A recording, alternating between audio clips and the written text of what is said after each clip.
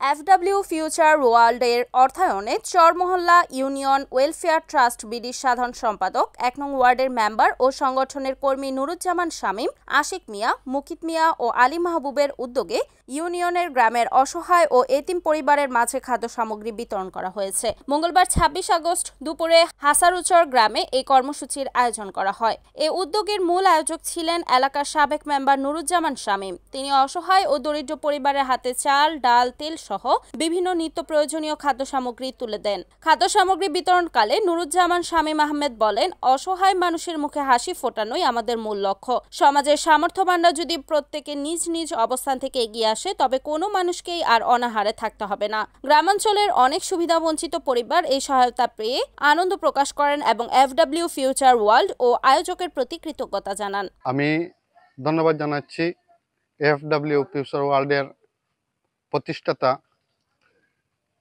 Marketing director জনাব মেজে আর Ernst বিউসারকে। আমি ধন্যবাদ জানাচ্ছি এলিসিয়া ম্যামকে, ধন্যবাদ জানাচ্ছি আমার নিয়োগ কর্মকর্তা মিস লোনা ম্যামকে এত সুন্দর একটি আয়োজন করার সুযোগ করে দেওয়ার জন্য, এবং এফডব্লিউ ফিউচার ওয়ার্ল্ডের সফলতা কামনা করছি। এত সুন্দর, এত ভালো উদ্দেশ্য নিয়ে একটি প্রতিষ্ঠান এগিয়ে নিয়ে যাচ্ছেন।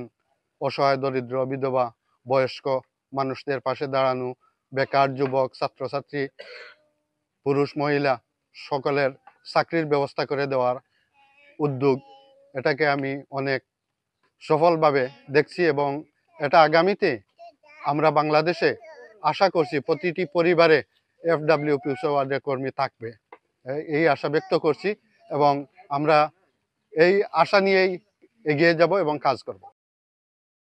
রিপোর্ট মোহাম্মদ তাজিদুল ইসলাম, এনএন টিভি।